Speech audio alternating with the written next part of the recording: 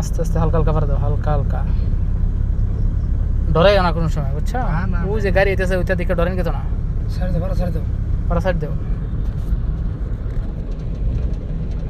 হালকা বামে ধরবা, এই যে হাওয়া গাড়ি উঠে যাবো, ওইটা যাবো গা একটু সোজা করে, যতটুকু কাটছো না অতটুকু কেটে দেবা, দেখবা সোজা হয়ে গেছে গাড়ি।